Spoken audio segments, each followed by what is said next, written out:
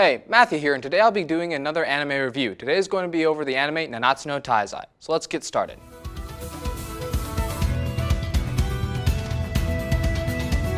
Seven Deadly Sins, or Nanatsu no Taizai, is about a holy knight group called Nanatsu no Taizai. Anyways, this group of holy knights were once the most powerful group in Leonis. However, the group was unfortunately hunted down by the other holy knights for killing the great holy knight and planning to overthrow the Leonis kingdom. They were supposedly defeated by the holy knights of Leonis.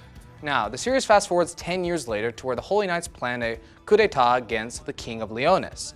Seeking help in order to return, the third princess Elizabeth sets out to find the Seven Deadly Sins in order to enlist their help to take back the kingdom.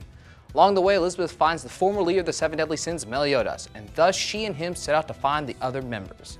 This anime is jam-packed full of combat and an interesting story as well.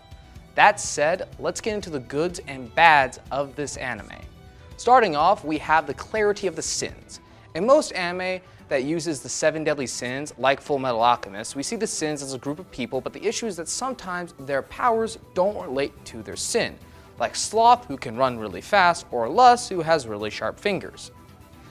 But this is not the case for Nanatsu no Taizai. The character and their own magic relate to their sins along the way. For instance, the fox sin of greed, Bon, his magic is called Snatch, where he can take things from other people. Or how Meliodas is the dragon sin of wrath and has a ridiculous amount of destructive power. In any case, it makes these sins relevant for the viewer. Next, we have the backstory. So typically the backstory for any character can be boring or just not relevant, but for this anime, the backstory explains why the character is given their sins. Now, the first season doesn't explain all the backstories, but you will find out about them eventually. The final aspect is the music of it. The music for this anime is amazing, especially the music playing during combat. It makes the fight scenes more epic and fun to watch, especially when the main character does their finishing move and just wipes out an entire enemy force. Now, enough of the good, let's get into the bad. The only thing bad about this anime is the lack of explanation for certain events.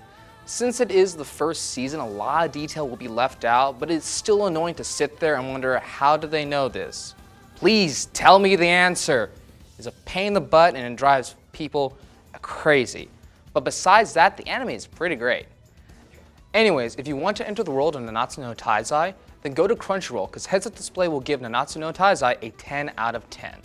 Anyways, did you like the review? If so, please leave a like and a comment. And if you want to get more reviews like these, please hit that subscribe button. This has been Matthew, and this has been Heads Up Display.